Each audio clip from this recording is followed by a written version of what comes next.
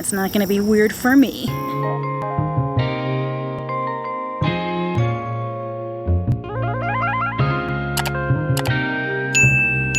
What's good, YouTube? It's your girl Gracesandra, and I am out here at the Asylum Lake Preserve in beautiful Kalamazoo, Michigan, to film this video about self-love, why it's important, and why you're probably doing it wrong. Let's get started. Part of why I think you're doing self-love wrong and why I did it wrong for so many years is because we think self-love is only taking bubble bath, only standing in front of the mirror and telling yourself you love. All those things are important, and they all are acts of self-love. There are different things that we need to do and some mindsets we need to have before we even get started. And let me just say, y'all, my journey with self-love has been sordid. I've said so many times on this channel, I'm a multiple trauma survivor, and I have had a series of those traumas obviously happen in my childhood, like most of us, like most of the people who watch this channel. The messages that are sent to children when you endure trauma, when you have a high ACE score, is that you are fundamentally unlovable, or you're doing lots of things to believe that you're lovable, whether that's overachieving or underachieving, a party animal or agoraphobic. You get the point. Oftentimes people like you and me were adult victims of childhood trauma and teen trauma and marriage trauma, narcissistic abuse or whatever, are struggling with this concept of self-love. And for so long, y'all, for so long, I knew that I didn't love myself, but I just thought that's just how it has to be. And as a result, I just went on sabotaging my life right, left, and center, all over the goddamn place. I would like to help y'all learn some things that I needed to know like 15, maybe 20 years earlier. The first thing you need to know before you start your real self-love journey is that you belong here. The fact that you have breath in your body means that you are a worthy human being, worthy of being here. This is apart from religion, any religion whatsoever. This is just the fact of the matter, I believe, is that if you're breathing, living human, you're worthy, period. Another lesson that I feel I needed to know before I started my self-love journey was that true happiness, the real peace that we're looking for, truly does come from within. That's an adult choice you can make. That's not something a child can figure out unless they're an exceptional child. But as an adult, we need to know that we have what we need within ourselves to love ourselves truly. And that's something I promise y'all, at my big age of 45, I did not really understand, like fully conceptualize and grasp until this last 12 months. Another thing I believe that you need to know and really conceptualize fully, like integrate it into your soul's worth before you start a self-love journey or while you're on it, is that we are all made in God's image. So I'm a Christian. I'm a very liberal Christian, but I do believe that God made all of us. And I realize that some of you might be agnostic or whatever and might not believe that, but there is an idea that we are all individually special because no two people are alike in, like, you know, the 100 billion people who've ever existed for all of humanity. I believe that part of self-love is knowing I am a precious soul to a divine creator. This log is really uncomfortable, y'all, that I'm sitting on. Let me stand up.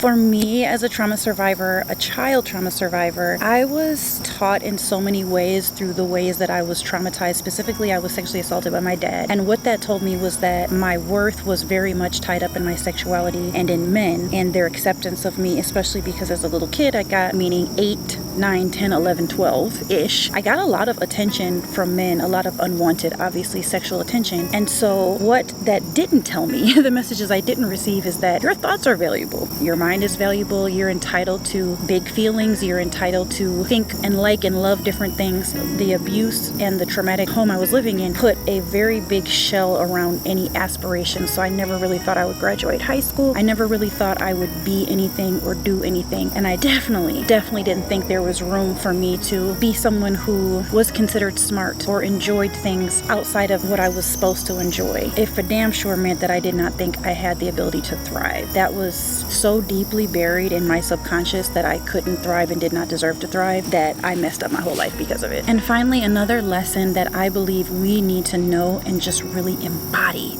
on our self-love journey is that we are not our past mistake. Whatever mistakes we've had, whatever things that you have done or haven't done yet or will never do up until this point, right now, at this moment that you're watching this, that all of that is not important for the future in terms of how you see yourself. The fact is, we are inherently worthy and able to correct if we're willing to do that. I believe that the self-love journey is really about seeing a different version of ourselves than we ever have before, and oftentimes that's really scary. And I can totes see why I haven't done it earlier and why other people don't do it, because it has been kind of a scary journey for me.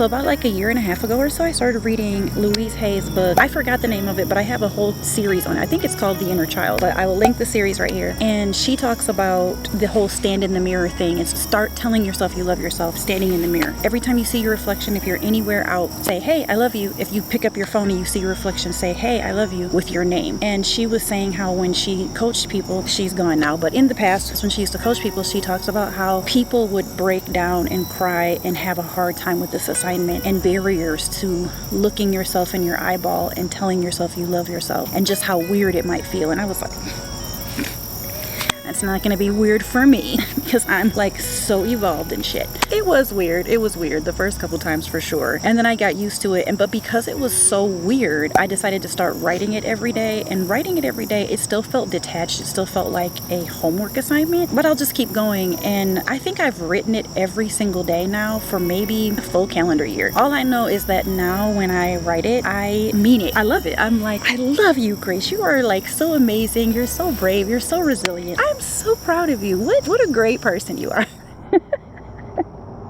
Now let me say before you're like, wow, what a psycho. I spent the majority of my life saying the most hateful, heinous, vicious things to myself. I spent a lot of my first marriage, which was a long marriage. It was almost 15 years, and I very deeply regret a lot of how I was in that marriage because I was so immature, hated myself so much, had so much trauma that wasn't healed, and I've had a bad case of complex PTSD from all my childhood trauma, and my mom was slowly deteriorating away. I'm not saying these as excuses. I'm saying that there was a lot going on that was enough chatter, enough brain chatter that did not, also becoming a new mother, me and my ex-husband at the time working together, but there was so much chatter that the idea of self-love was not pushing through that. And so I would tell myself in my journals, like, I hate you, you're such a loser, you're a bad wife, you're a bad mom, you can't cook, you can't clean. Like, it was like just this barrage of hate. So the idea of never ever again saying anything mean to myself, for me, y'all, is huge. It was a huge shift, and dare I say, like, life-changing for me. It took me probably,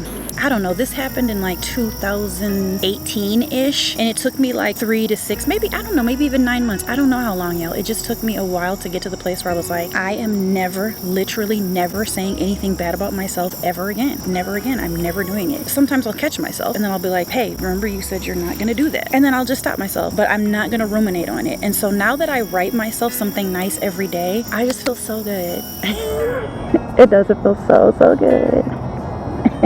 And then finally, before we go further on this self-love journey, there's a few things to explore in terms of the lies that hold us back even when we're trying to move forward with self-love. And that has to do with what I said about no matter what's happened in your past. So a lot of us feel like perfection is needed to be loved, not just by ourselves but by other people. And a lot of us feel like until we don't have any shame anymore for anything bad we've ever done, then we can't love ourselves. Y'all, that is just not true. Not true. In the most loving, kind way I can say it, let that shit go. I found that it's incredibly difficult to move forward loving yourself in real and practical ways that show, not just the activities like the bubble bath and the mirror work, but like in ways that actually reflect life changes where you can tell this woman or this man is really loving themselves. And I can tell. It's very hard to get to that place where your momentum is actually going up in a way that makes a difference if you cannot get to self-compassion. And self-compassion, especially I find for people who have this attitude of judgment. They deserve this, they deserve that, they deserve this. People who are somewhat hateful, who are a little bit like bent on punishment. I try to understand y'all, but I don't, because I'm just not that person. So for me to have compassion on other people, it makes it easier for me to have compassion on myself. So if that's something you struggle with, I strongly suggest you start practicing compassion on other people and then start practicing it on yourself. At this point now, I just don't think negative shit about shit I've done. And I've done bad stuff, y'all. Done some bad stuff. I've done things I'm not proud of, and yet I can say to myself, I have compassion for you, Grace. Like, I understand why you made that decision. I understand why you did that. Y'all, this is so important because when people don't love themselves, and I know this from experience, you're not living out your passion. You're not living out your calling. You're not doing things in a joyful way. It's not about like finding love or becoming wealthy or anything that the world says you have to have in order to be happy. But tapping into self-love generally means being able to tap into the truest expression of yourself. And I've just really found that even though I did meaningful things before I loved myself, I just couldn't access it before that.